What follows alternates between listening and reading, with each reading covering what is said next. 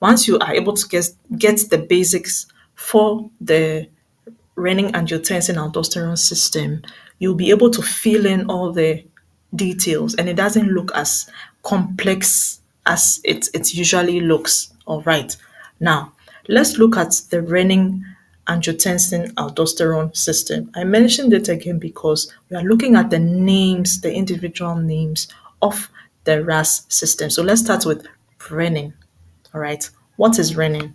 Now, the kidney is also known as renal. If you say renal, you're usually referring to the kidney, isn't it? Okay.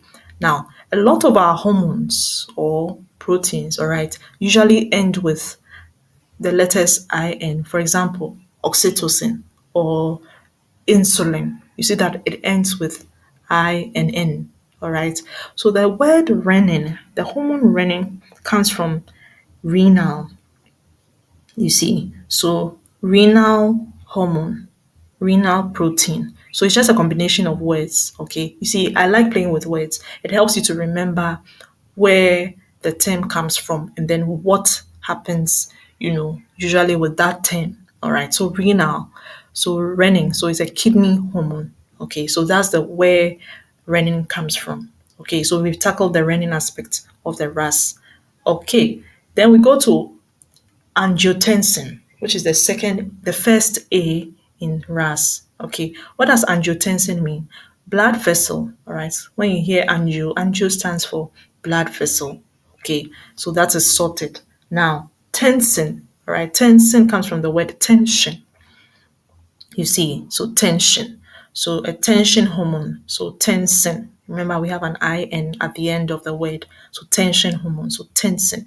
So angiotensin, blood vessel tension. So blood vessel tension causes vasoconstriction. Anything that will put tension in your blood vessels will cause vasoconstriction. All right. But remember that we have angiotensin 1 and angiotensin 2.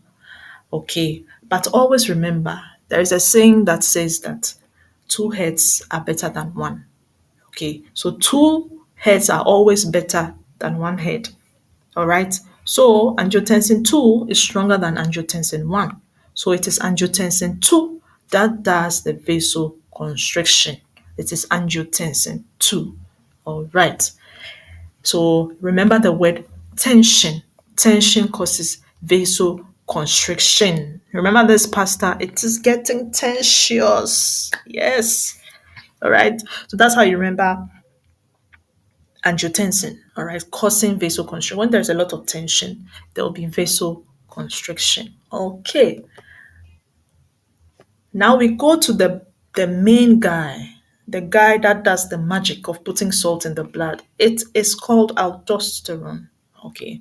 The guy is called aldosterone. So aldosterone, there are hormones that end with the letters O-N-E. O-N-E. For example, testosterone.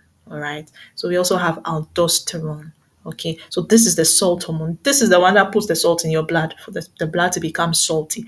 Once you have aldosterone being activated and the blood gets salty, water has to follow, isn't it? So that's just a brief skeleton of the renin-angiotensin-aldosterone system. You just need to remember these three things: renin, angiotensin 2, and then aldosterone. Once you remember these three, then you can fill in the other details of the renin angiotensin aldosterone system. If you cannot remember anything at all when it comes to the renin angiotensin aldosterone system, you just need to remember three things: renin, angiotensin 2, and aldosterone. Okay. Renin is the kidney hormone. Angiotensin 2 is what causes the tension within the blood vessels and causes vasoconstriction. And then aldosterone is what puts the salt in your blood. Okay.